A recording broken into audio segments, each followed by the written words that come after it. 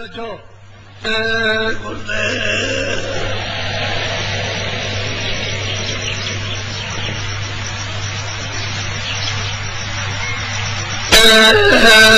गुरुदेव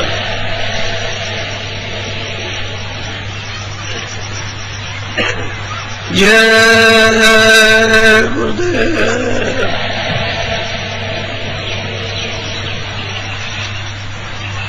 जय गुरुदेव राम कृष्ण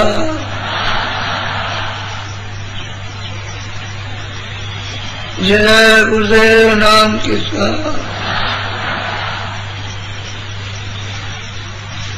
जय गुरुदेव राम कृष्ण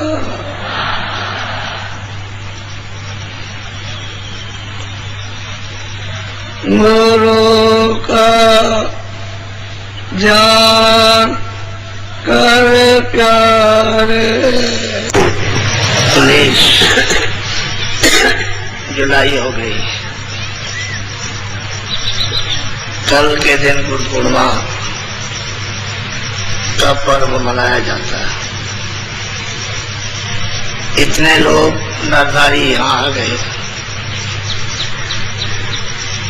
कि गोमती नदी में भी नहाना मुश्किल होगा। ऐसी परिस्थिति में लोगों को पंचा स्नान करना चाहिए। एक लोटा लेकर और पानी ऊपर छिड़क लेना, कपड़े बदल लेना, स्नान आपका हो गया। जब जैसी स्थिति हो तब तैसा।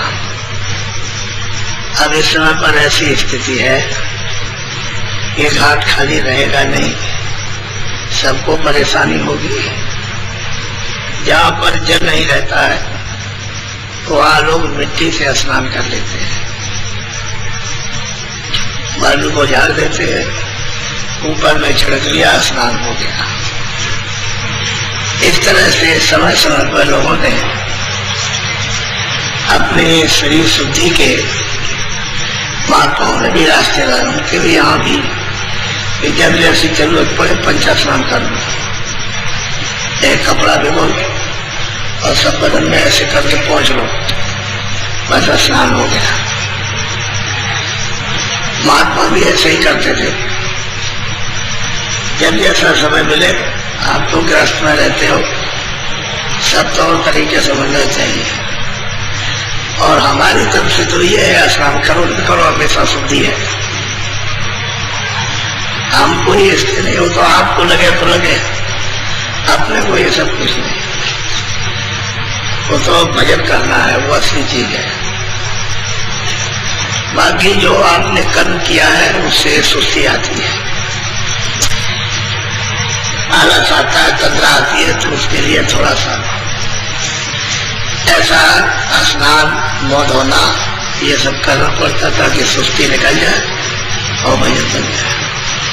मूल असली काम है भजन का, और वो सब लोगों ने भजन करना। जो सच्चा भजन था वो तो दिया छोड़ और झगड़ालू भजन करने लगे, जिससे तमाम प्रकार की लड़ाइयां शुरू हो जाए, खोरेजी हो जाए, कत्लेआम हो जाए, वो तो करने लगे। लेकिन सच्चा जो भजन था, सुख शांति देने वाला, आराम और आनंद का और कल्याण करने का, वो तो आप उसको भूल गए, उसको तो छोड़ दिया या आपने उसको फेंक दिया कि तुम्हारी अब जरूरत नहीं है। तो वो तो अब जब तक कि अब महात्मा नहीं मिलेंगे तब तक वो सच्चा भजन नहीं हो सकता। यही झगड़ालू करते रहोगे तो इससे अपना और उलझ जाओगे, फंस जाओगे। ये मनुष्य मंदिर है, उसने एकमात्र भजन के लिए आपको नरनारियों को दिया। अपना छाता लगा लो या मोमजामा ऊपर डालो, एक दूसरे को मोमजामा फैला करके और बैठे रहो। छाता अपना अपना निकाल लो और मोमजामा इधर। बरसात भी होगी तब भी सुनोगे, गर्मी होगी जब भी सुनोगे, जाड़ा होगा जब भी सुनोगे। सत्संग का मतलब यही है कि बरसाए जाना कुछ नहीं, सत्संग होना चाहिए। यह है सत्संग, ये बदसंग नहीं है, सत्संग है। और जीवात्मा को सत्य के साथ जोड़ने का भजन, ये है सत्संग। तो मनुष्य मंदिर जो आपको दिया गया था, मंदिर इसलिए कहा गया था जिस्मानी मस्जिद की खुदा की आयतें हर वक्त ऊपर से उतर रही है और दोनों आंखों के बीचों बीच जो रूह जो जीवात्मा सूरत बैठी है वहां तक आ रही है। अब महात्माओं ने तो कहा था कि तुम उन आयतों को, उन देववाणियों को तुम कान लगा करके सुनो कि वो क्या बोल रहा है। वो बात करना, बात होती है, बात वाणी तो वाणी है और बाजा तो बाजा है, दूर होने के कारण बाजा। बाकी उसमें जब अंदर प्रवेश हो जाओ तो पानी है, वाणी। वो कुछ कह रहा है, उसे सुनना है और दूर हो तो बोध नहीं होता, जब लय हो जाते हो तो पता चलता। इसलिए मनुष्य मंदिर की जिस्मानी मस्जिद की इसकी शक्ल ऐसी है और लोगों की शक्ल तो दूसरी तरह की, इसकी प्रसिद्धि ऐसी है। मनुष्य मंदिर इस लोक में सबसे महत्वपूर्ण है और वो एकमात्र इसीलिए दिया गया है क्योंकि तुम ऊंचे स्थान पर बैठे हो और जीवात्मा को तुम घाट पर ले आओगे और सीढ़ी पर चढ़ जाओगे। तो घाट पर बैठोगे तभी सीढ़ी मिलेगी, जब तक घाट नहीं मिलेगा तब तक सीढ़ी नहीं मिलेगी। तो सीढ़ी किसकी बनाई है? बहुत रेशम क्या है, मखमल क्या है, सिंगमरमर क्या है, कितना चिकना चमकीला सीढ़ी है शब्दों की, नाम की सीढ़ी। बाजों की सीढ़ी बना रखी है कि एक सीढ़ी पर चढ़ो, मुकाम पर पहुंचो, दूसरी सीढ़ी पर पढ़ो, दूसरे मुकाम पर, तीसरी सीढ़ी पर चढ़ो तो तीसरे मुकाम पर, इसी तरह से उसने सीढ़ी दर सीढ़ी आपको चढ़ने के लिए बना रखी है और कहा है कि जो इस पर चढ़ता है उतरता चढ़ता उसके पास जाओ, वो मिल जाए तभी तुम सीढ़ी पर चढ़ सकोगे। अगर वो चढ़ने वाला नहीं मिलेगा तो नहीं जा सकते। तो आपको ये प्रयास करना चाहिए कि कहीं न कहीं महापुरुष उस सीढ़ी पर आने जाने वाले मिल जाए, जो सीढ़ी पार बनाई है और सागर से पार होने, उस पर चढ़ गए तो पार उतर जाओगे और उस पर नहीं चढ़े तो पार नहीं जा सकते। तो कल आपको ये बताया था कि काशी जी में जब उन्होंने 24 साल की अवस्था के अंदर ही उन्होंने प्राप्त कर लिया, तो गुरु थोड़े पहले मिल गए होंगे, पहले थोड़े मिले होंगे, 18 में मिल गए होंगे, 20 में मिल गए होंगे। गुरु मिले तो बगैर काम नहीं हो सकता है, तो गुरु मिल गए। तो जब उन्होंने इस घट में घाट का और घाट का जब रास्ता बताया दिया तो घाट पर बैठे तब घट का भेद जाना, जब तक घाट पर नहीं बैठे तब तक कैसे वो भेद मिलता। तो करते गए रोज प्रति। उन्होंने कहा मैंने तो कभी नागा किया नहीं। इसी तरह से करते करते जब उन्होंने प्राप्त कर लिया और पूर्ण समर्थ तो दूसरे को भी करा दिया। फिर यहां से किसी से कहने सुनने की बात नहीं, बस चले घर बार सब छोड़ के चल दिए। तो कोई ये थोड़ी था कि कोई भिक्षा मांगने के लिए जा रहे हैं कि कोई गरीब थे, ये तो उस परिवार में थे जो संपन्न था। लेकिन अब यह है कि जो होना होता हो जाता, चले कि आत्माओं का कल्याण होगा किसी तरह निकल। अब इन्होंने सोचा कि भाई काशी तो विद्वानों का यानी घर है, तो यही लोगों को बताया जाए तो जल्दी समझ जाएंगे। और लोग जरा तो उन्होंने बताया उल्टा हो गया, और जितने विद्वान थे उनके विरोधी बन गए। और खुद भी न जाए, दूसरों को भी अपनी तमाम संस्थाएं उनकी थी, उनको रोक दिया नहीं जाए। अब जिसको पार जाना है, जिसको मिलना है वो मिल जाएगा, रहने वाले रह जाएंगे बस ऐसे। तो कल आपको बताया कि उनका विरोध है किस बात किस तौर तरीके से किया, लेकिन महात्मा समर्थ होते हैं, वो तो सबको जीव जानते हैं, वो तो आजाद जानते थे। तो किस तरह से शिक्षा देते हैं, अपने को कितने दीनहीन, अपने को कितने छोटे रहते हैं, उनसे छोटा कोई नहीं बन सकता, इतने छोटे रहते हैं। और जो छोटा होगा वो महलों में कहीं भी घूमता रहे, उसकी कोई रोक टोक नहीं है। चींटी महलों में खंभों पर फर्श पर आती जाती रहती है, उसको कोई नहीं रोकता, और तो कोई नहीं जा सकता, कोई चींटी छोटी है। ऐसे ही छोटा हो जाए तो इधर भी सब प्यार करते और उधर चला जाएगा। छोटा दिन होगा, दिन कहते हैं सबसे छोटा, कि हम कुछ नहीं है, न कुछ जानते न कुछ है। दिन उसको कहते हैं जिसमें कोई घमंड जरूर नहीं। तो कहते हैं अपने को इतने छोटे हो गए, कोई क्या कर सकता। फिर उन्होंने प्राप्त कराया, तो इन्हीं में से जो इनको शुरू में ही जिन्होंने सलाह दी थी, इनको मारो, इनको देखो, इनको समझो, इनको ये करो, इनको ये करो, और वो मतलब ये वहां गए और वहां बैठ गए। उन्होंने जब उन्होंने सुनाना शुरू किया तो बच्चों एक आध दो प्रश्न को जानकारी के लिए पूछा बच्चों। अब वो धीरे धीरे धीरे धीरे धीरे धीरे उन पर नशा चढ़ा गए, फिर आए, फिर गए, फिर आए। तो जो प्रमुख थे, झगड़े थे, जो जड़ थे, जो अपने को वहां काशी में विद्वान कहते थे, वही वहां फंस गए। वो ऐसा जाल है कि जब फंसा लेते हैं तो फिर बहुत मुश्किल है उससे निकलना। वो आत्माओं को ऐसा गिरा देते हैं कि निकल ही नहीं सकते, उससे निकाल लेते हैं अंधेरे से, उजाले में कर देते हैं। फिर दुनिया का रहा ही नहीं, तो दुनिया का रहता ही नहीं, दुनिया किसको कहते हैं। ऐसे ऐसे विद्वान, और उन्होंने अपनी छोटी सी उम्र ही में उनको प्राप्त करा दिया। और वही विद्वान जिनको लोग ये कहते थे ये शास्त्रों की ज्ञाता है, तो शास्त्रों मानते, वही खुल्लम खुल्ला कहते हैं शास्त्र से कुछ नहीं, ये कुछ नहीं जानते, न जीव का कल्याण कर सकते हैं। खुद लोग कहते हैं कि कुछ नहीं, पढ़ते पढ़ते हमने जन्म गवा दिया।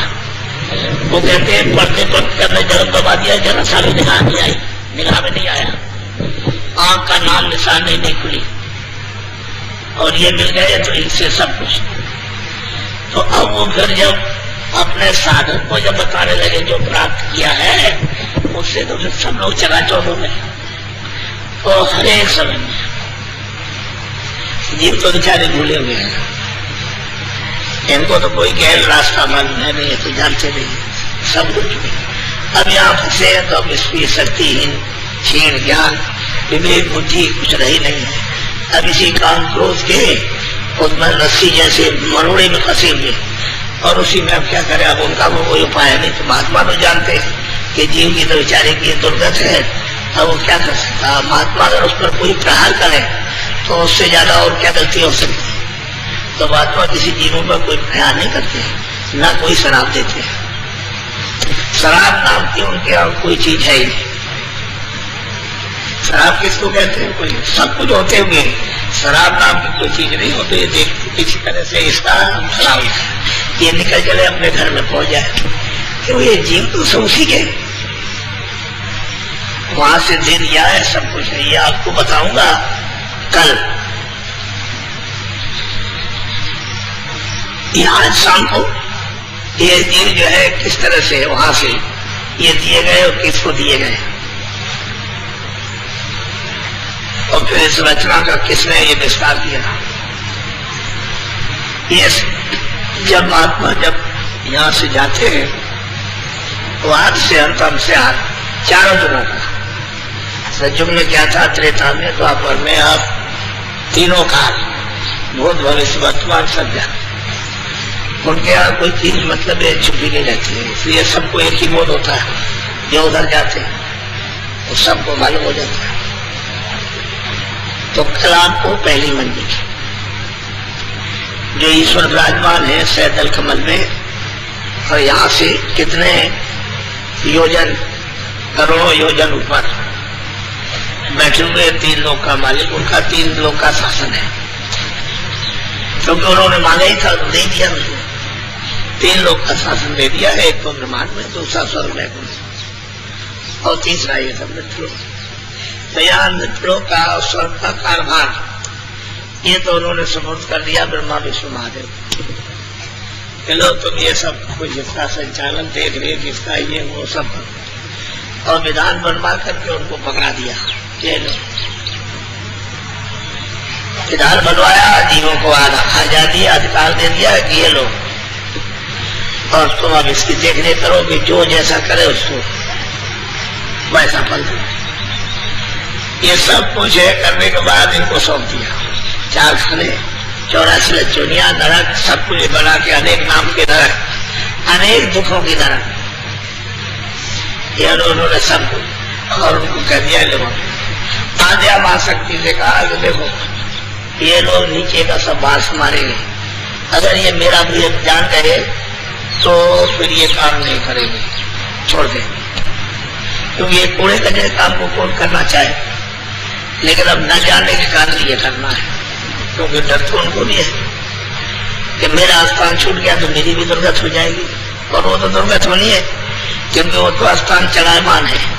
इतने दूर रहो, तुम ये ब्रह्मा का काम करो, विष्णु का, शिव का, और इसके बाद इसको छोड़, दूसरा बैठ जाए वो ब्रह्मा, उसका समय खत्म हुआ, चलो तुम इधर, तो मतलब ये तीसरे को बैठा दिया, वो जो बैठ गया वो तो कुर्सी है, जगह है, उस पर जो सूरत बैठ जाएगा वो काम करेगी। अब वो दूसरी है, अब वो 4 खानों में 84 गतियों में बैठ गए, जब उन्हीं की गति नहीं हो सकती है तो आपकी गति क्या करेंगे? ये तो बहुत सोचने की चीज है। तो इसलिए आप अलग हो गए, आद्या मां शक्ति को अपना आदेश दे दिया, अब वो सब अपना नियंत्रण रखती है कि इधर कोई आने ना आए, और आए तो मतलब ये उसको अपना ऐसा रूप रंग दिखा करके बस वापिस, वैसे कोई जा नहीं सकता उधर में। साधक भी हार जाते हैं, जो बगैर गुरु के जाते हैं वो कुछ नहीं कर सकते, उधर जाने नहीं देंगे, तुमको पता नहीं चलेगा, तुमको फट से गिरा देंगे, मालूम नहीं होता। तो जब गुरु रहते हैं, सामर्थ्य है, तब साधक को वहां गिरने नहीं देते, वहां फंसने नहीं देंगे, ठहरने नहीं देते कि चलो आगे चलो, आगे आगे चलो, यहाँ कुछ नहीं है, ये सुखी आनंद है, ये कुछ है नहीं, चलो आगे। तो उसको मतलब वहां से निकालने जाते हैं, और नहीं तो उसी को लेने लगे तो वही रहेगा, अब वो छोड़ता ही नहीं। यहाँ नहीं छोड़ते हो, जो तमाम तरीकों की तकलीफों का है उसको नहीं छोड़ना चाहते हो, तो वहां तो कोई तकलीफ है नहीं, वहां तो आनंद ही आनंद है, तो वही रुक जाएगा, आगे नहीं चले रुक जाएंगे, आगे नहीं जाएंगे। इस तरह से उन्होंने अपना अलग राज बना लिया, वो अपना अलग और अपने ध्यान में स्थित, तो वो ब्रह्मांड में।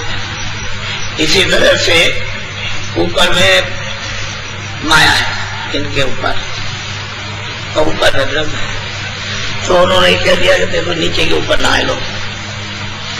तो जितना भी ब्रह्मांड में है, जो सैदल कमल के जहां निरंजन भगवान बैठे हुए हैं, उसके जितने भी उधर के उधर नहीं जा सकते, कोई जाने नहीं देगी किसी,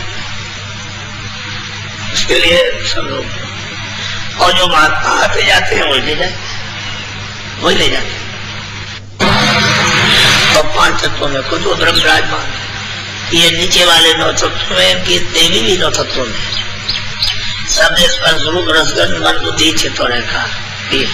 इसके बाद जब नीचे है तो ब्रह्मा और विष्णु, ये 17 तत्वों में, तो वहां जितनी भी सुरतें, जितनी जीवात्माएं रूहें रहती हैं, वो सब की सब 17 तत्वों में। यहाँ भी जब आई है, जैसे मान लो कि वो आए ब्रह्मा विष्णु महादेव यहाँ, तो 5 तत्वों में, जल पृथ्वी अग्नि वायु आकाश का बना गया, लेकिन बोध आया उनके गुण को लेकर के, कि विष्णु में क्या गुण है, शिव में क्या गुण है, ब्रह्मा में क्या गुण। ऐसे आद्या महाशक्ति उसने अपना गुण जाहिर किया। तो निरंजन भगवान अपने गुणों को विचार करने के लिए वहां से सुरतों को भेजते रहते हैं समय समय पर कि जाओ हमारे गुणों को बताओ। फिर वो आते, कोई मोहम्मद साहब कहलाया तो कोई बौद्ध कहलाया तो कोई महावीर कहलाया तो कोई राम कहलाया।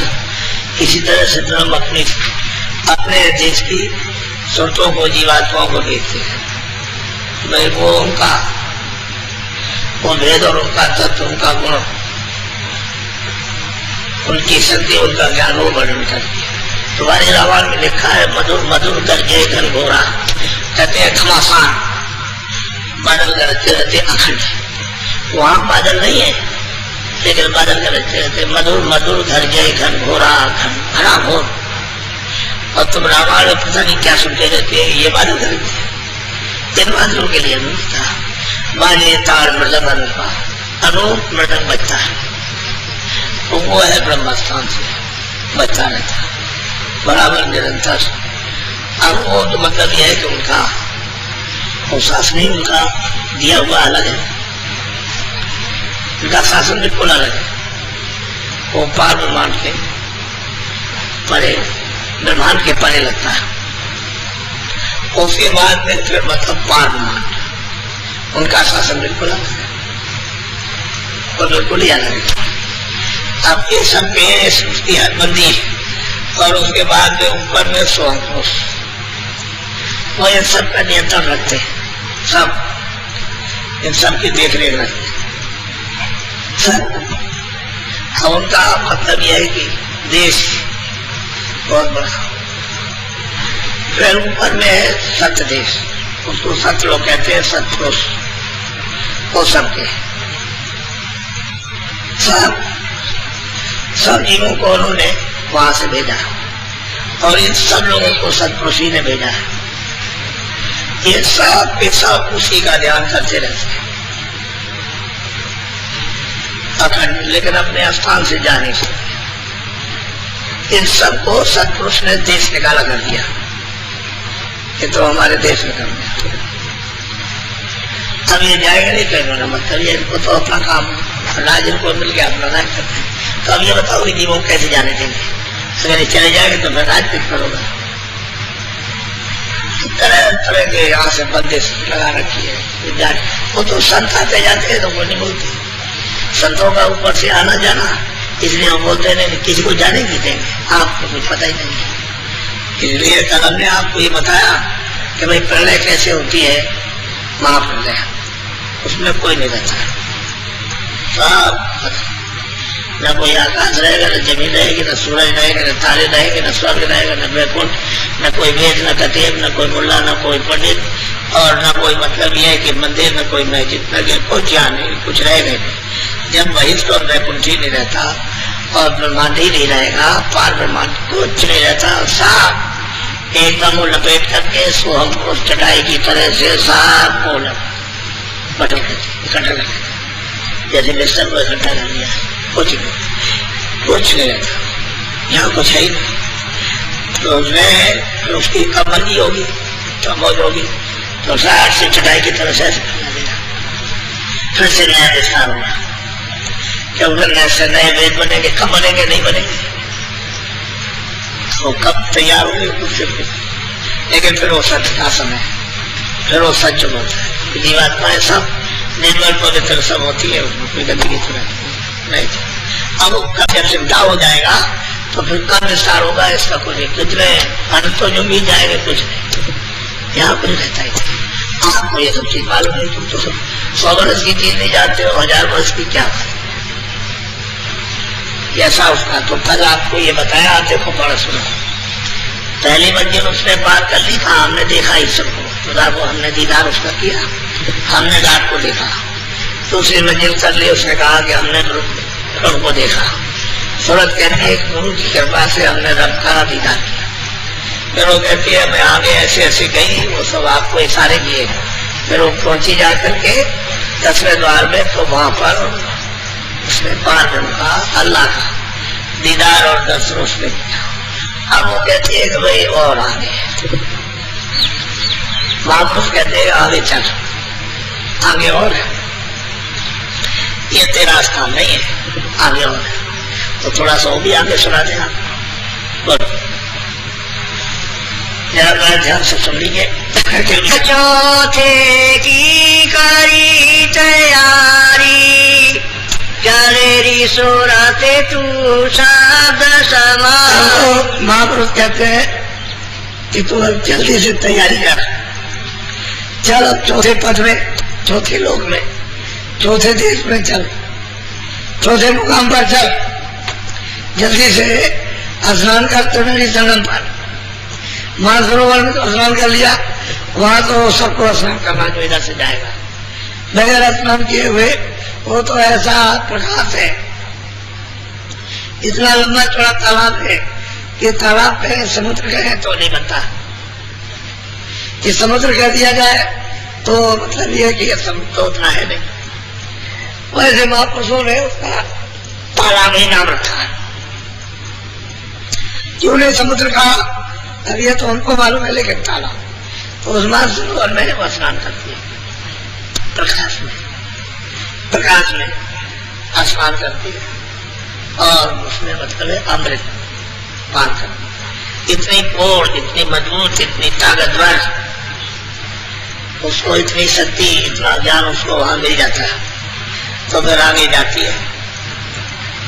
ये नहीं रहेगी वो 10वें द्वार के अंदर ही, लेकिन आगे स्थान से आगे जाएगी। वहां त्रिवेणी संगम है, वहां 3 धाराएं, वहां काल की भी धारा है, वहां माया की भी धारा है, ऊपर से आई है, और सतपुरुष की भी धारा। ये पानी की धारा नहीं है कि गंगा जमुना और सरस्वती, ये नहीं, जल चीज वहां तो है ही नहीं, वहां तो सब चेतन चेतन है, लेकिन वो धारा है, ये तो इस तरह का उसका, ये माया की धारा, ये है काल की धारा, और ये है ध्यान की धारा।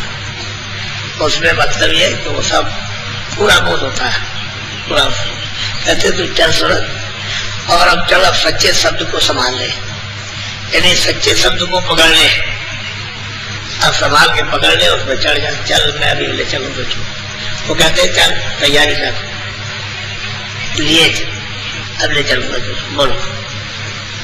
नालहंसनी गाथा पाड़ा, रुके मेरे लाल सूरत को वहां सुनते हैं, एक एक सुनते हैं,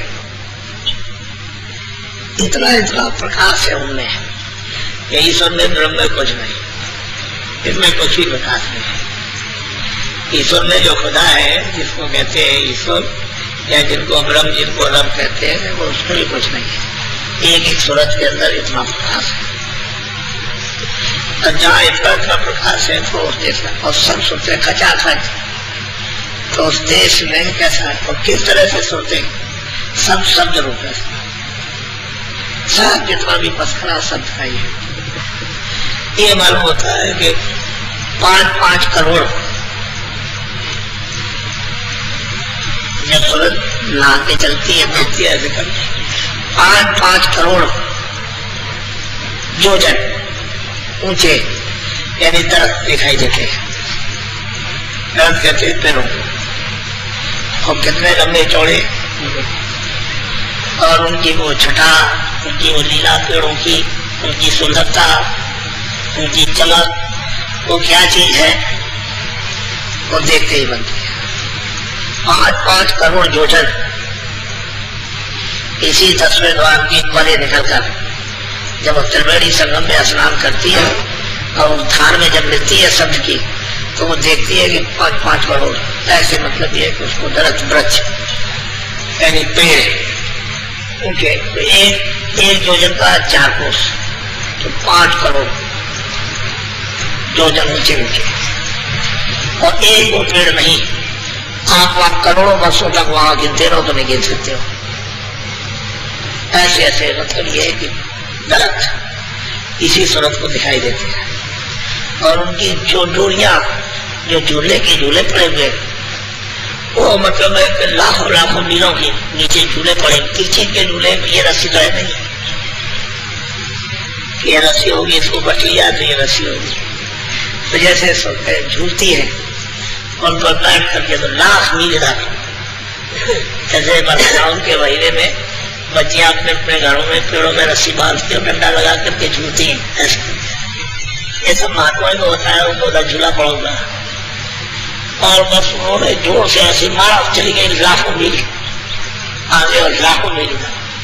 वो एक अनोखा दृश्य और वचनीय कोई वचन से कह नहीं सकता, सिर्फ दृष्टि से ही उसका बोध होता है, लिखने पढ़ने में नहीं आता। इशारा तो कर लो आपके जैसे झूले पड़े ये तो कह दीजिए, लेकिन इतने लंबी उसकी पैच, इधर लाखों मील चले गए इधर चले गए। जब इतनी बुलंदी रखते हैं दरख्त वहां, इसी 10वें द्वार के बाहर निकलने पर उसी में, यानी दूर नहीं जाना कहीं। तो मतलब ये है कि उसका किस तरह की मतलब ये है कि वहां सुनते हैं क्या क्या लीला तमाशे उसमें वहां दे रहते हैं। अच्छा, क्या खेल तमाशा आपको दिखाएंगे, यानी उनका यहाँ की सुनते जो जाती है कितना प्रेम प्यार, ऐसे मिसाल फाटक लाखों मीलों ऊंचे, मतलब यह है कि उस मैदान में ऐसे विशाल कारीगरियों से जड़े हुए इतना प्रकाश, और जब उनका स्वागत जो सुनते करती है वो देखने लगा। जैसे आप कोई आता है आप उसका स्वागत करते हो, फाटक बनाते हो, ये करते हो करते हो, ऐसे ही संत जब जाते हैं तो उनका बड़ा जो भी रुए उधर जाते हैं उस सबका स्वागत होता है तरह। और कहने लगे क्या बताया जाए, अगर कहे तो किताबें कागज रखी रहिए, कुछ नहीं कह सकते यार। और कहते हैं चली सूरत, चल जल्दी से अपने उसको संभाल नाम को, उस शब्द को देख, जब तैयार होकर चल। हाँ बोलो। पाजी ने रखी जहाँ गंभीर, ये पानी रास्ता, पानी कहते हैं कि जंगलों में होकर के एक सड़क जाती है, ये तो सड़क है, और पानी कहते हैं सीधा पानी रास्ता। मतलब यह है कि 1 अरब का रास्ता है कि 2 अरब का है कि 4 अरब का, कुछ पता ही नहीं। पानी रास्ता, सड़क से तो आप जा सकते हो, लेकिन पानी से जा रहे हो, चल रहे उधर कहा करेंगे, इसी से निकल जाए, चल तुझे इधर से निकाल दे, सीधे रास्ते तो उसको दे देते दूरबीन, देखे देखो सामने दूरबीन, उसी दिव्य दृष्टि पर तीसरी आंख पर फिट कर देते हैं, वहां पर देख जब पानी रास्ता सीधा जाने का, वहां घर में पहुंचने का, तुम तैयारी कर। पानी के बाद गैर गंभीर रास्ता है, सब लोग नहीं जा सकते, जो संत रहते हैं ऊपर आते जाते उन्हीं को मालूम, बाकी लोगों को सड़क से जा सकते, वो सब लोगों की सड़क है। इतना मतलब यह है कि लंबा गहरा पता ही नहीं चलता कि 1 खरब का है कि 2 खरब का है कि 4 खरब का है, कुछ उसका कोई पता ही नहीं।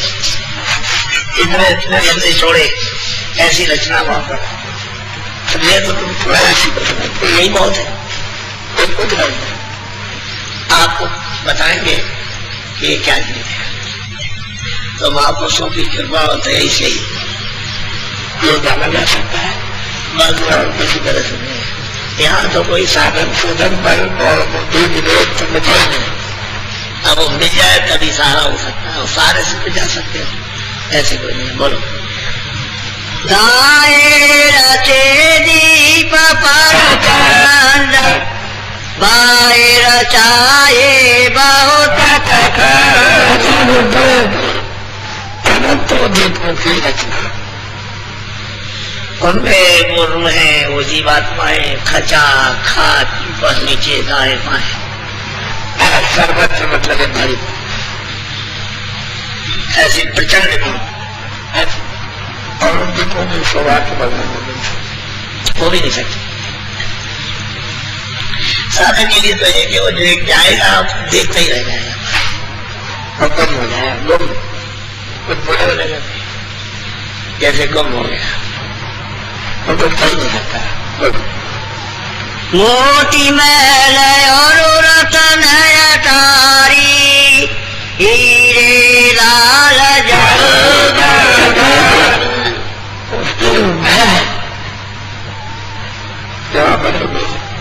ये सब स्वर का संबंधल, दिमाग का संबंधल, अनंत लोगों का संबंधल, उसमें सब के सब रख दिए जाए तो बूंद के बराबर इतने बड़े बड़े मतलब महल से चम चम चम चम, और वही सर्वों का खेल, सब जीवात्माओं का चेतनी चेतनी, इधर देखिए हो जाती चेतनी चेतनी खेल। उनको क्या दिन लगती है? कोई देने लगती है। मच्छरों में दबा कितने सारे पैर बना दे, मच्छरों में दबा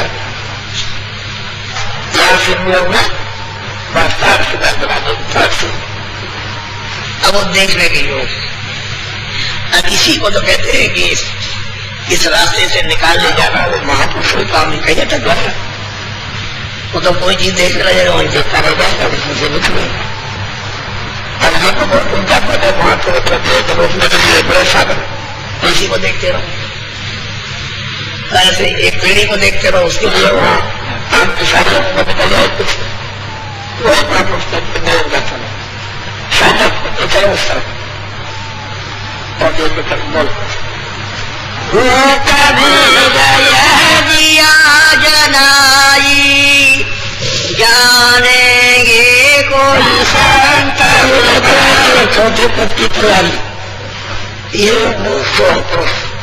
जो भगवत स्थान पर विराजमान है उनके जाने की तैयारी। जब इनके स्थान पर पहुंच जाएंगे तो वहां से खबर पड़ेगी सब लोग तो सच बनते, तो वहां से कितना दूर है चलते चलते अरबों खरबों हो जाए, चलते चलते मैदान पार नहीं होता, तो कैसे सुनते निकलेंगे इधर से? परमात्मा इधर से बताएंगे तभी तो जा सकेगा, नहीं तो नहीं करो चौथे पर्वत निरका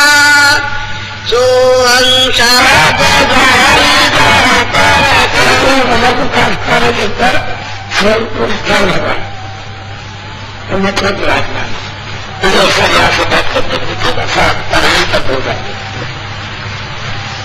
तो सत्पुरुष से सत्पुरुष में तो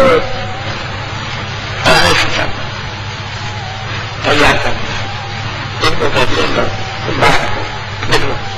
इनको बात करना, तब न तो शब्द बात कर दिया। अब ये शब्द तो सत्य ही कोश है, तो कहते हैं ये पर्वत है, ये देखो एक पर्वत का स्थान है और कितना बड़ा पर्वत है, और उस पर्वत में क्या शोभा बनी थोड़ी पर्वत है, कितना शोभामान, कितना रंगा, कितना सुंदर और कितना प्रकाशमान, और वहां किस तरह से अमृत की वर्षा अंदर होती रहती है, जैसे बरसात होती है वहां कभी बंद नहीं होता, वर्षा होती है।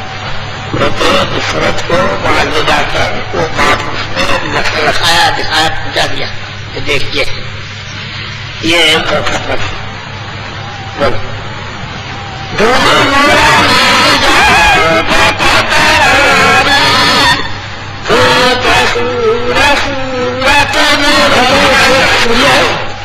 उनकी मतलब है कि वो मुरली बजती रहती है, अखंड बजती रहती है, सब लोग आती है, लेकिन अब ये तो सब लोगों सुना देंगे, सब बात है कि किसी में दर्द है। अब जैसे यहाँ का बाजा है, एक बारे को सुनते रहो, कोई बचता है तो आप उसका ज्ञान होगा, बड़ी की बात है। अगर उसका ज्ञान हो जाए तो बहुत अच्छा रहेगा, और उसका ज्ञान सुनाएगा, इसी तरह से ऐसी है।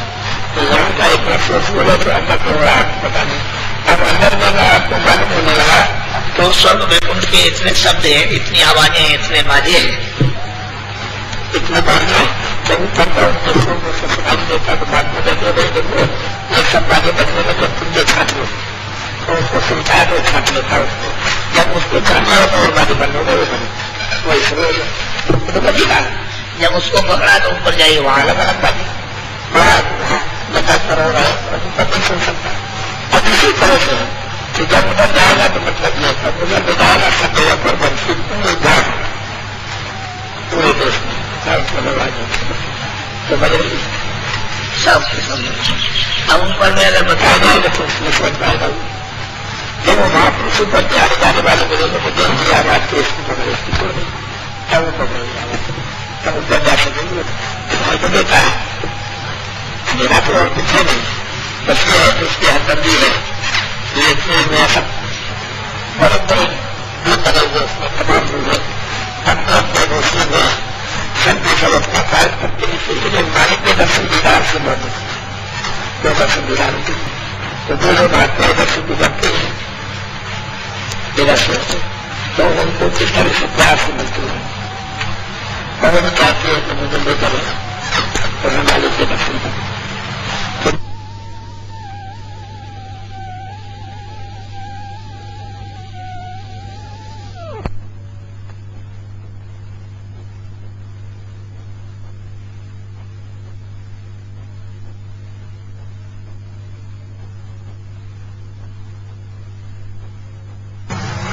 तो ले जाने की खुशी होती है उस मालिक को देख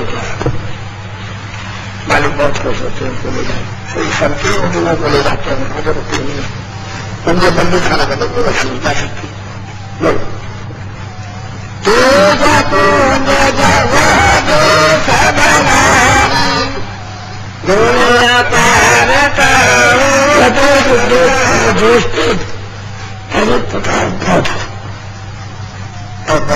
बड़ा देश है पवित्र देश है लेकिन अच्छे रहे थे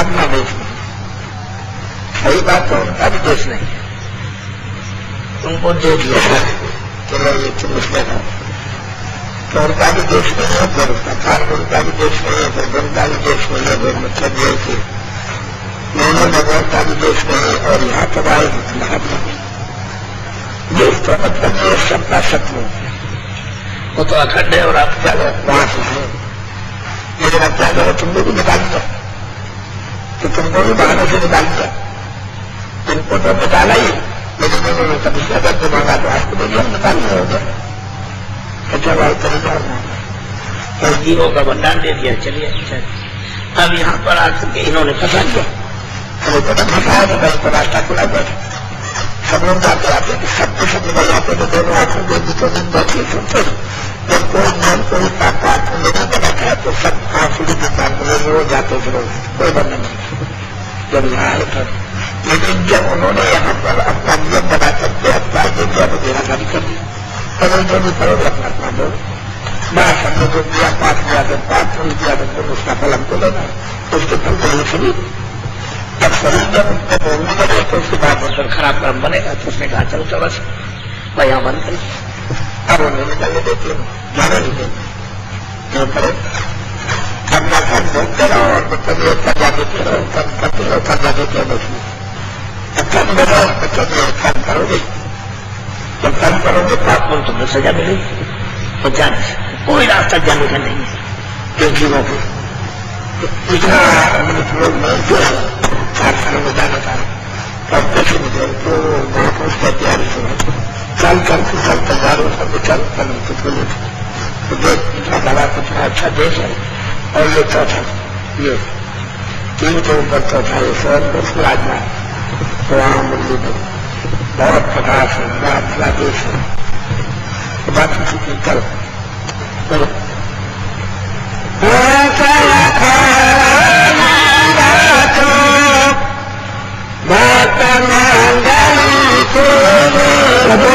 मतलब ये कि उन्होंने हमसे कहा बड़ा सब संत होगा वहां की संतों को देखने से मालूम होता है कि कितने धर्म है कितना बाल कितने ईश्वर है मुझे देखने से मालूम होता है कुछ नहीं तो वहां देखने से पता चलता है तो ये सभी सुनते हैं तुम्हें ईश्वर से ज्यादा प्रकाश इनमें ज्यादा तेज इनमें ज्यादा सुंदरता इनमें और ज्यादा पड़ी और वहां नीचे कुछ नहीं है ये मालूम होता है तब पता चलता है उस मालिक की महिमा कि कोई कर सकता है उस महिमा तो उसके नाम क्या होगा? बोलो।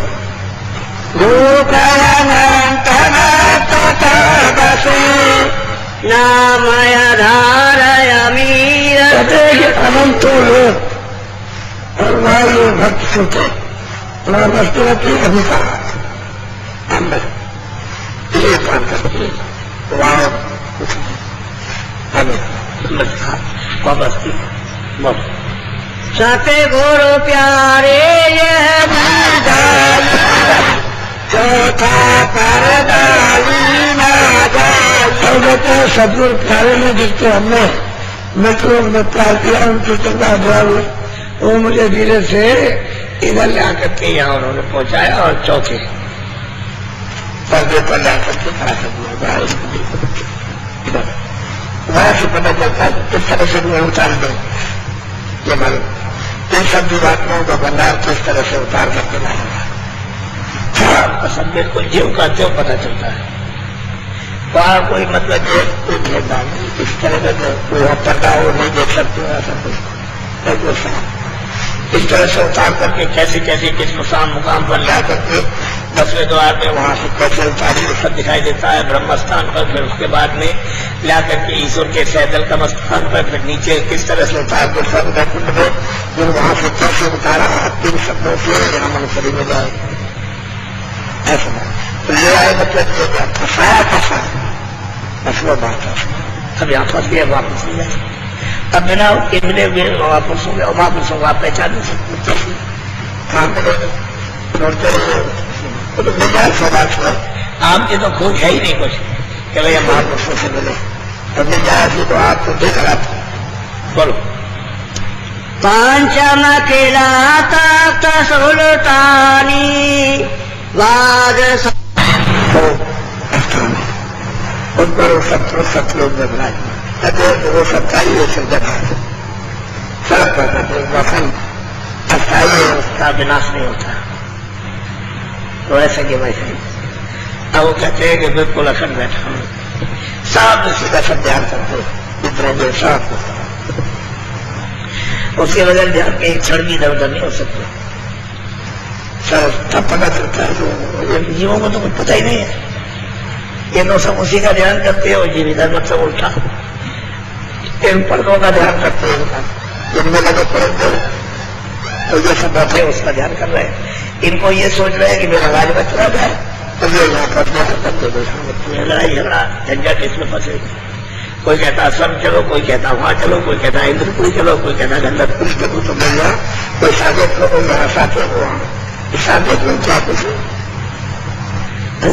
साकेत लो या बोलो क्या मतलब है इंद्रपुरी कोई किताब है मान लो 5 बरस 5000 बरस रुक गए फिर उसके बाद चलो तुम छीड़ हो गया निकलो नीचे चलो फिर चलो में आए तुमने जन्म लिया अच्छे घर में पैसे ऐसे पा करके अच्छे घर में जवान में राजा हो गए छोटे किसी 10 दिन 50 100 1000 का होगे तो फिर मनमाने पाप किए बस उसके बाद लाभ लो और लाभ करके फिर चलो 84 चलो नरकों तो खत्म हो गया 40 रात देखा मैदान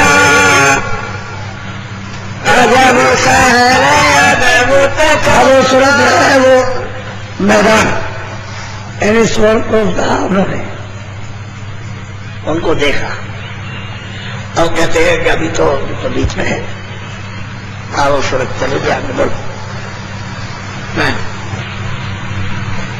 अमृत कोंडयमी की खाई महल सुनहरी रखे बना कहते हैं कि वहाँ अमृत के अरे वो कुंडी कहे जाते हैं लेकिन तुम्हारे यहाँ तो ये सागर आगर कुछ नहीं ऐसे तो पूरे मतलब है कि सारा ये विश्व है इसके करोड़ों बड़े हिस्से कर दिए जा तो वहां तो मतलब ये देते खाइए अमृत के बड़े पैसे भरे हुए उन भरे हुए जगह क्या बजाते अब वो सुनते हैं उसमें क्या वो तो ऐसा दृश्य है बोलो चौक चांदनी दीपयनूपा हंसन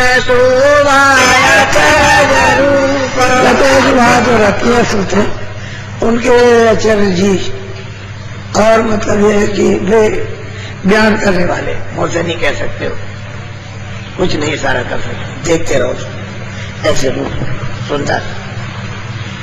तो यहाँ कोई निशानी के बाद तो बताया जाए, कोई निशान नहीं यहाँ पर। जो वहाँ चीजें है उसका कोई यहाँ निशान नहीं है, जरा भी, जरा सा भी। खाली इसको ऐसे कह दिया तो यहाँ कुछ है नहीं है, कुछ नीचे का तो निशान मिलता है, ब्रह्म का, ब्रह्मांड का, स्वर्ग का तो यहाँ निशान मिलता है, ऊपर का बोलो। घोरस भान चांद उजियारा, सूरत चढ़ी देखा निज द्वारा। कहते हैं कि सूरत मैदान में उतर के चली जा रही दूर से, और वो सतलोक का दरवाजा है, द्वार, अभी उसमें प्रवेश करेगी। बोलो। द्वार पाल जहाँ बैठे हंस, कहीं कहीं हंस कहीं कहीं हंस। दरवाजे पर वो बैठे हुए पूछते हुए तुम कौन हो, यहाँ कैसे आए, वो सब पूछते हैं वहां। जब आप अपने देश में जब दाखिल हो गए तो कैसे इधर आए, पहले वही पूछते हैं। तो कहते हैं कि भाई संत मिले, वहां मृतलोक में संत मिले थे, उन्होंने ये निशान बताया, उनकी कृपा से हम इधर आए। तो कुछ नहीं बोलेंगे, चुप बोलो। सहज सुरत वचन सुनाए, कहो भेद तुम यहाँ कस आए। और सहज में ही हमारी तो समझ में आती है, तो सहज में ही कहते हैं कि अरे भाई तुम इधर, तुम कहाँ से कैसे इधर आए। तो सूरत उसको उत्तर दे देती है। बोलो। सूरत नवीन कही तब बानी, संत मेरे उन कही निशान। कहते उसने फौरन उत्तर दे दिया, चले हमको संत मिले, उन्होंने ये सब रास्ते बता दिए, हमारे ऊपर कृपा की। तो मतलब नवीन सूरत जो यहाँ से गई उसको नवीन कहते हैं, नई सूरत, और जो वहां रहती है वो तो पुरानी है। वाह। अब ये बताओ कि ये जो सूरज जो दोनों आंखों के बीचों बीच बैठी हो, उसमें कितना प्रकाश, यानी कोई वर्णन नहीं कर सकता, इतना इसमें प्रकाश है। इसकी कितनी आंख बड़ी, अभी तो जरा सी मालूम होती है, जब यहाँ साधक साधना करते हो, जब आंख खुलती है तो ऐसा मालूम होता है जैसे भी टार्च का आगे बल्ब है, सामने रोशनी फेंक रही, जब शुरू ऐसा ही मालूम होता है। और उसमें से रोशनी ऐसी निकलती है, ऐसे फैलती चली जाती है, ऐसी चौड़ी फैलती जाती है। क्यों फैलती है? कि जब वो गंदगी साफ हो जाती है तो फैलती चली जाती है, और वो खुलती जाएगी ऐसे ऐसे करके, ऐसे खुलेगी, ऐसे। यानी जो बंद है वो धीरे धीरे खुलती जाएगी, ऐसे ऐसे खुलेगी, इस तरह से, और बढ़ती जाएगी। इस सूरत में जो यहाँ पर बैठी हुई है, अगर यहीं पर जान जाए, यहीं बैठ करके अपनी पूरे कचरे को हटा ले, तो ये सूरज हजारों जब तो निकल जाए तो इसके प्रकाश के सामने की रोशनी टिक नहीं सकती, सब उसमें समा जाए, पता नहीं चलेगा, इतना प्रकाश है इसमें। तो जब ये सूरज वहां गई तो कितना प्रकाश हो, कितनी बड़ी। जब ये शब्द रूप होती है जलवा, तो तब देखने को इसका मिलता है। जब तक वो शब्द से अलग है तब तक मतलब ये नहीं, जब शब्द रूप हो जाती है तब पता चलता है कि सूरत में कितनी ताकत, कितनी शक्ति है। और ये सब वहीं से आई, इतनी शक्ति ताकत लेकर के आई, और धीरे धीरे धीरे धीरे धीरे धीरे अपनी शक्ति को छोड़ती हुई चली आई। यहाँ आकर के छोटा सा एक बिंदु बन गया, एक बालू का जगह। इसके अगर टुकड़े कर दिए जाए रात, उससे भी ये छोटी है, जो दोनों आंखों के बीचों बीच में बैठे। बालू के कण के टुकड़े ला कर दी जाए, उससे भी छोटी है, और ये कितनी बड़ी वहां। तो कहते हैं वहां की सूरतें जो वहां रहती है द्वारपाल पर, वो पूछते सहस्राव से, यानी बहुत प्यार से, बोलो तुम कैसे यहाँ आए। तो उसने जवाब दिया कि हमको मतलब ये कि संत मिले, उन्होंने ये सब निशानी बताई, ये तुम्हारा घर वहां है, वहां तुम चलो। हम तुम बोले चले। बोलो। इतना कह तब भीतर धसी, साते नाम दर्शन करे।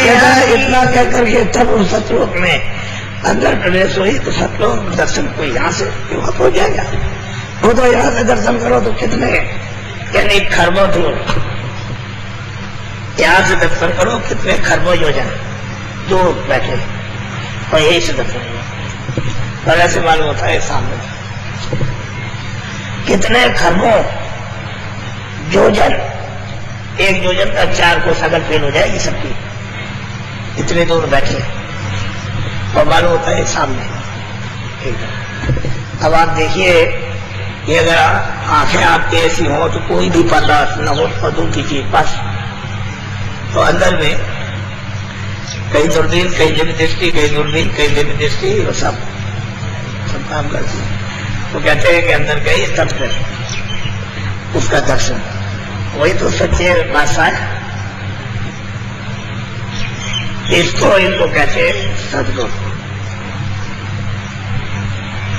बोलो।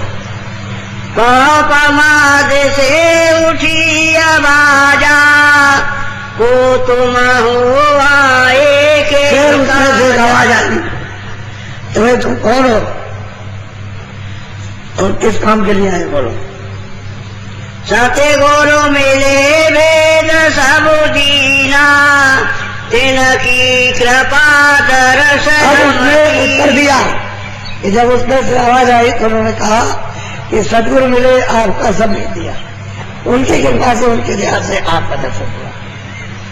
उन्होंने कहा कि वो है वो सच्चे प्रीतम तब उनकी कृपा से आपका दर्शन किया। बच्चों हाँ, दर्शन करे अति कर मगनानी, सत्य पुरुष तब बोले बात। वो दर्शन खूब अच्छी तरह से छक करके किए, वो तो मतलब है कि दर्शन ही ऐसे, वहां तो कोई मलिनता, कोई किसी तरह की छल कपट, ये सब कुछ नहीं है, वो तो दर्शन ही ऐसा। फिर वो सतपुरुष बोले, बाणी बोल।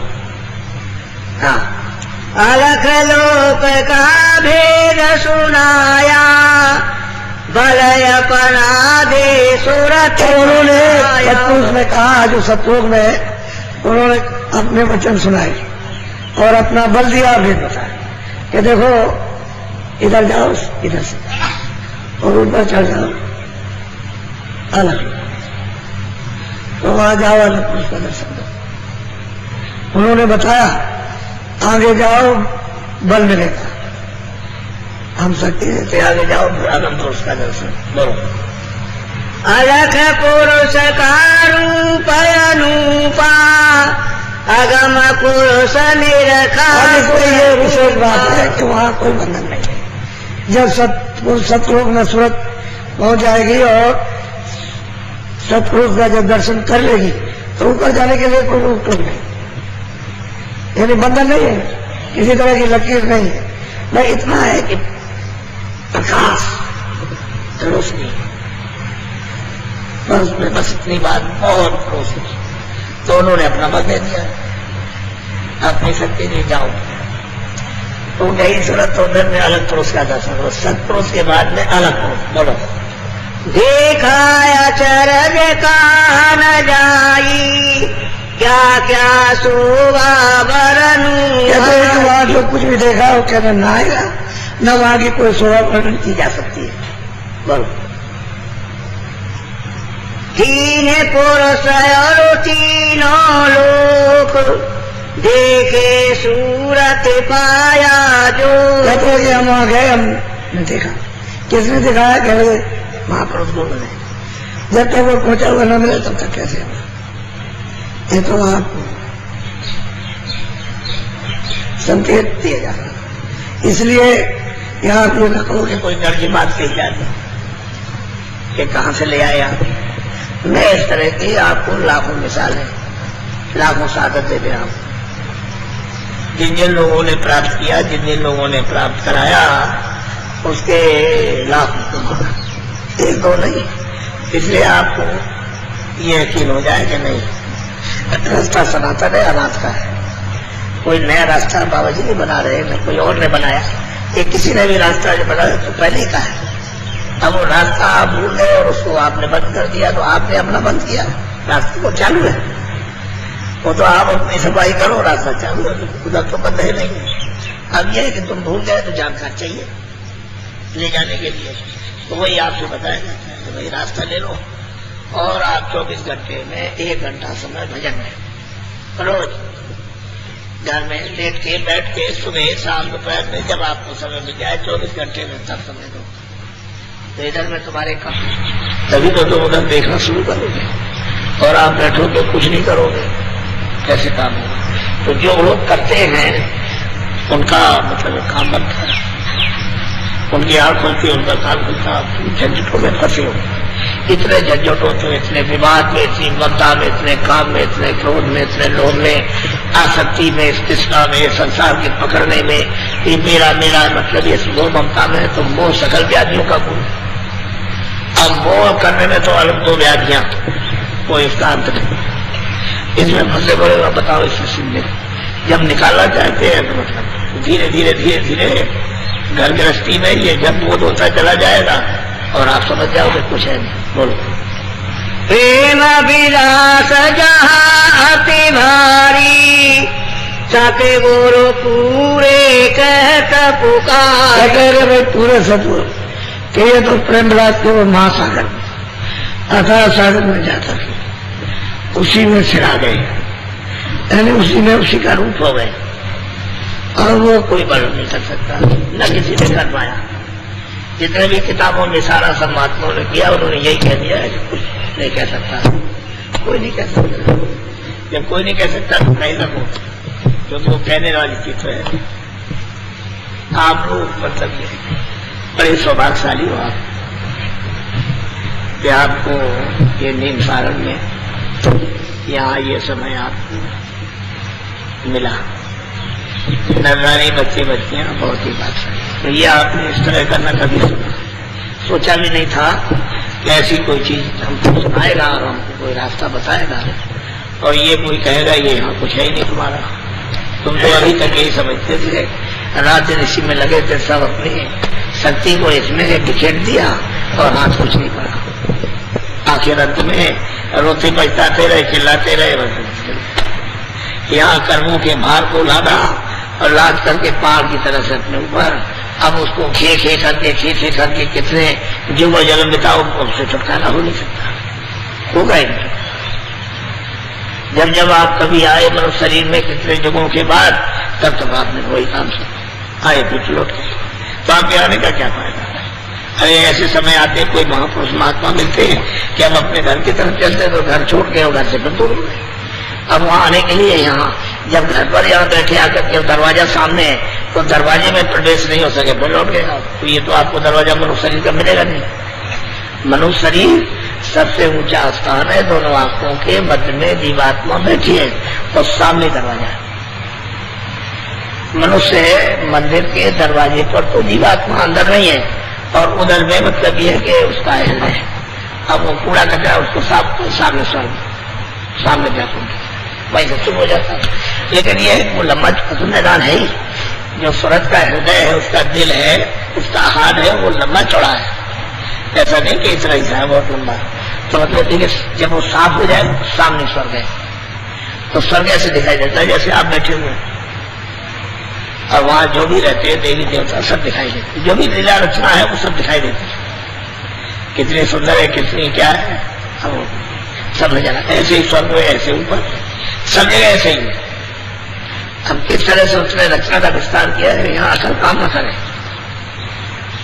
वो देखने से मालूम होता है, जो उधर देखने से पता चल जाता है रचना में कैसे विस्तार हुआ, वो तो मालूम होता है, लेकिन यहाँ क्या पता चलेगा। बस आज 19 तारीख है, सत्संग तो शाम को भी होगा और कल कुल पूर्णिमा है। ऐसे सारे देश में लोग इसको मनाते हैं, हिंदू पद्धति में सभी लोग मनाते हैं। तो इसी गुरु पूर्णिमा के संदर्भ में ये आपका कर्म प्रायश्चित महामानव ये हमारे सब लोग हैं। तो अभी तो ये सत्संग हो रहा है, लेकिन यह है कि कितनी जनता टेंटों में बैठी है उसका तो आप खुद अंदाजा लगा लो, सब लोगों को देखना चाहिए। ये ऐसा समझिए कि हमारे ऊपर उस प्रभु की दया हो रही है,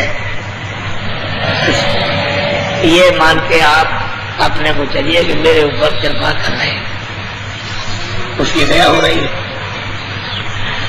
और ये दिल से आपने अभी इसी साल में 97 में अभी लोग इस पर विश्वास और यकीन नहीं करते थे, तो आपको प्रयागराज त्रिवेणी संगम पर जब माघ मेला समापन और समाप्त हो गया तो 25 फरवरी से 6 मार्च तक रखा, इसीलिए रखा कि मेला समाप्त हो गया।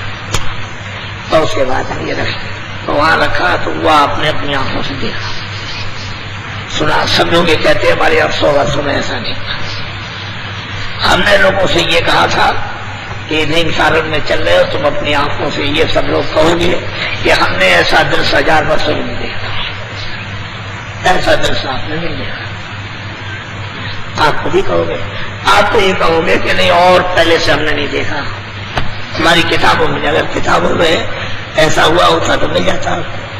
ये देखिए आपके सामने। और हमने इस नीम सारण का इतना प्रचार किया कि लोग नहीं जानते। तुम्हारे उत्तर प्रदेश ही में लोग नहीं जानते हैं, बाकी और प्रदेशों की तो बात ही छोड़िए। और इसमें सब प्रदेशों के नर नारी आए, कोई आंध्रा का है, कोई कहीं का है, कोई कर्नाटक का है, कोई बंगाल का है, कोई उड़ीसा का है, मध्य प्रदेश का है, गुजरात का है, महाराष्ट्र का है, सब तरह के इसमें वेशभूषा वाले और बोली वाले सबके सब आए। तो इनसे पूछिए कि बाबा जी आपके यहाँ गए, ये आपको बताएंगे। आप इनसे पूछिए कि तुम कहाँ रहते हो, कहते हैं वैसे जंगलों में रहते हैं कि हमने गाड़ी नहीं देखी।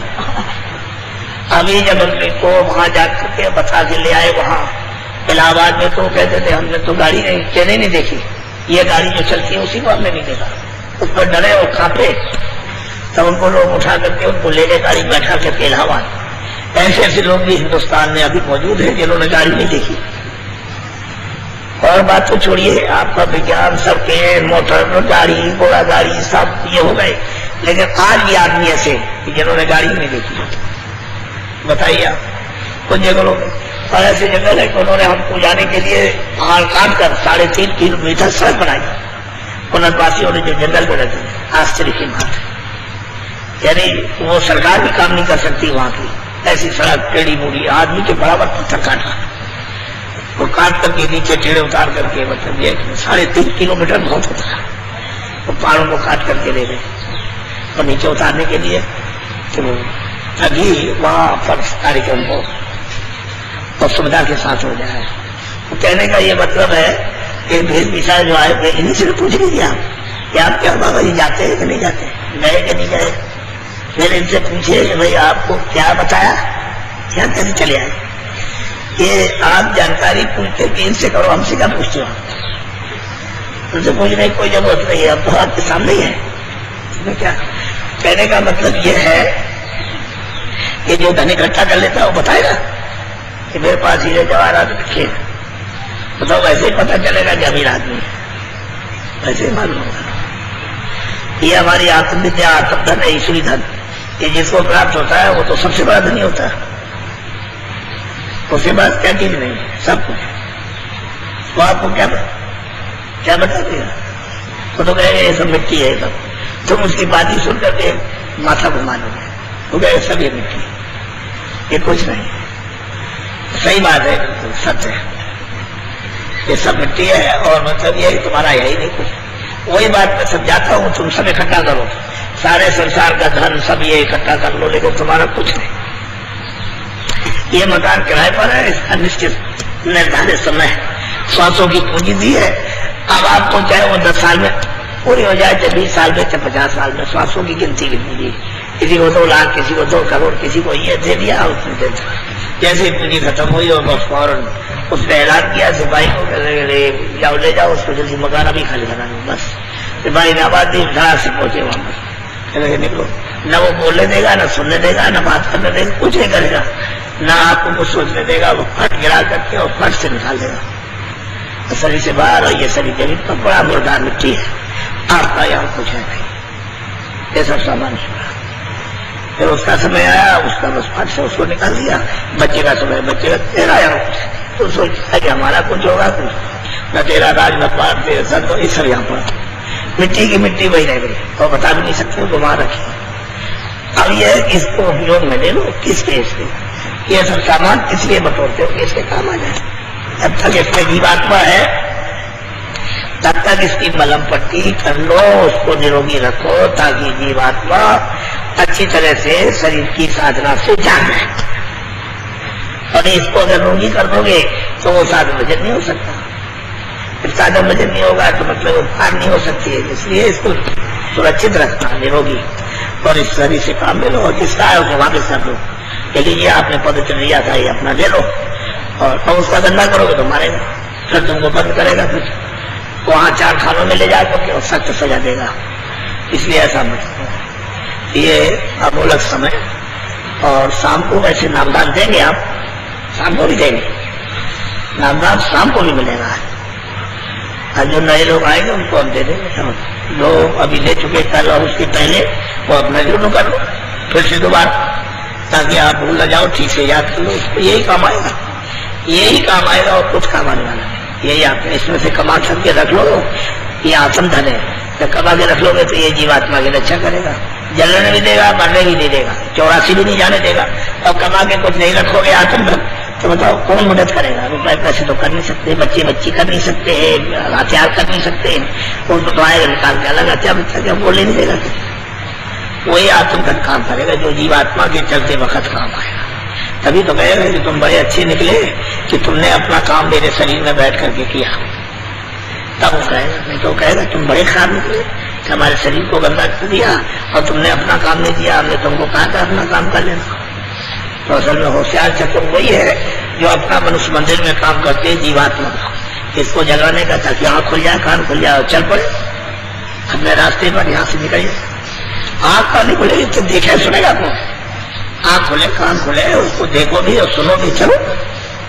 उसमें तो पैर है, अरे भाई ले जाने के लिए तो उस पर घोड़ी गाड़ी है, उसी पर सवार हो जाओ और उस पर बस चल पड़ो। तो गाड़ी आती जाती है, उसी पर सवार हो जाओ, चले जाओ, लौट जाओ, बस। फिर उसके बाद में एकदम चले जाना, फिर लौट के आने क्या जरूरत? वो तो गाड़ी है, उसी पर सवार हो जाओ।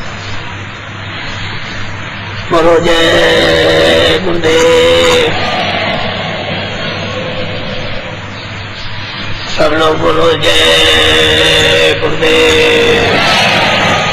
देखो मैं आपको कुछ कहूंगा नहीं, बैठे हो, और ये जो सब बैठे थे इनको कहा तो भैया मैं कुछ नहीं कहता। जिसको जहाँ जगह मिले, जहाँ पानी मिले, जहाँ जो हो ठंडा हो जाओ। अब हमारे लिए कोई बंधन नहीं, आपके लिए।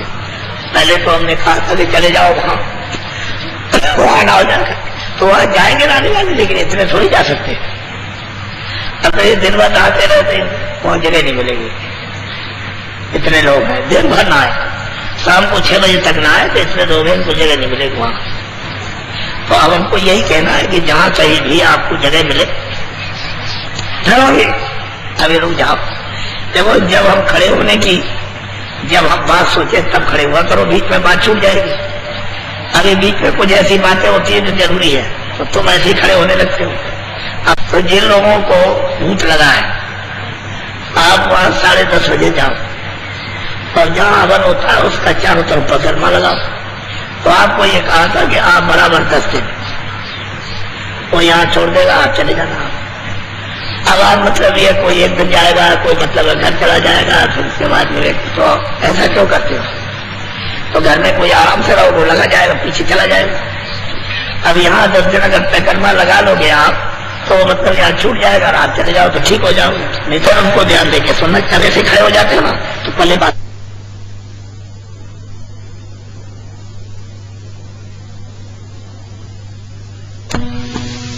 अब देखो हमने सब दवा खाई, लेकिन आप दवा खा लेना। अब उसकी दवा खाना तो उसी दवा के साथ जुआ, उसी के साथ में आशीर्वाद। आप ये बात को समझो, और वैसे समझो तो हम तो तुम्हारे सर पर हाथ रख ही देते। तो हमको तो मालूम है कि हमने आपको क्या चीज दिया, अब आपको पता नहीं चलेगा। तो आप नीचे भी नोचोगे और ऊपर भी नोचोगे। अब तुम चुपचाप बैठे, हमको हाथ रख लेने दो, हम अपना भाई आप तो मरीज हो, आप तो बीमार हो, आप तो रोगी हो, तो हमको तो हाथ रखने दो। तो मेरा हाथ भी पकड़ोगे, नीचे पैर भी पकड़ोगे और 2-3 जगह रखोगे ऐसे। ये तुम्हारी कौन सी आदत है? तुम चुपचाप बैठे रहो, मुझको हाथ रखने दो। तो मैं कुछ तुमको दूं, वो दवा से ज्यादा काम करेगा, वो ज्यादा दवा से ज्यादा काम करेगा। वो दवा उसके सामने कुछ नहीं है।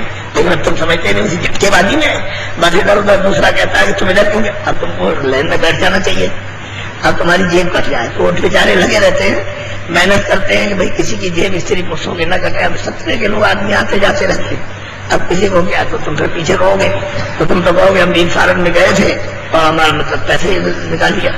तो तुम वो लेन में बैठोगे तो मतलब घटना नहीं होगी और तुम जल्दबाजी के ऊपर करते हो। एक बात तो ये होगी, उसी झटके में कुछ नहीं मिल पाता, दूसरे को भी नहीं मिल पाता और अपने को भी नहीं मिल। तो हमको हाथ रख देने दो, हमारे हाथ में तुमको पता नहीं क्या है, अपने को सब पता चल जाता है।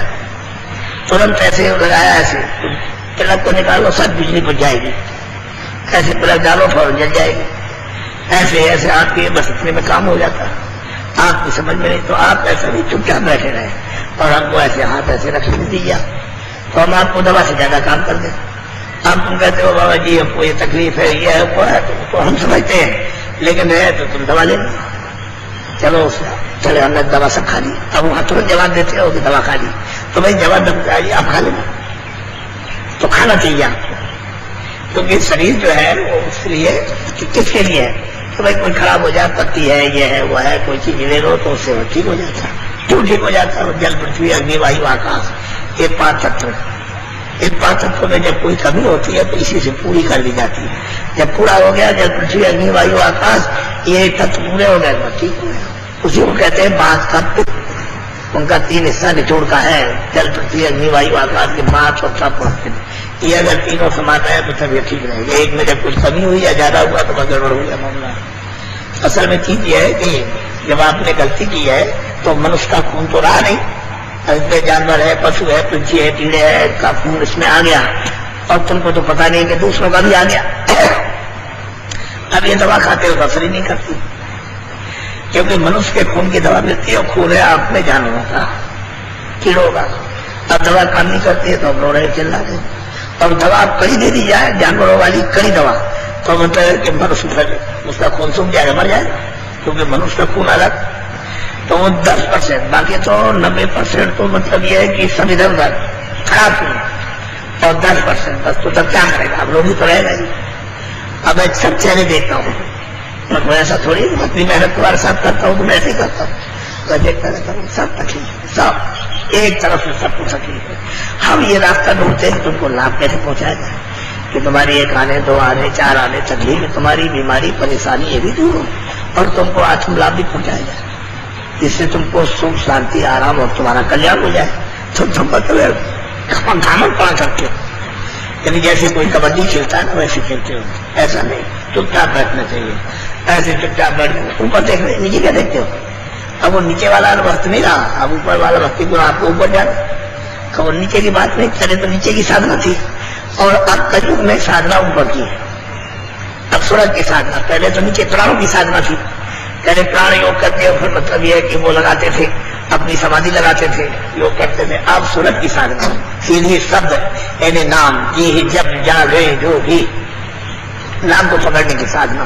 तो नीचे क्या देखते हो? ऊपर देखना चाहिए, तो अब नीचे देखते रहोगे तो समझ ही नहीं आता। हमको शक्ल तो अपनी कम से कम दिखा दो, नीचे करे ऐसे करके, ऐसे स्त्रियां पुरुषों को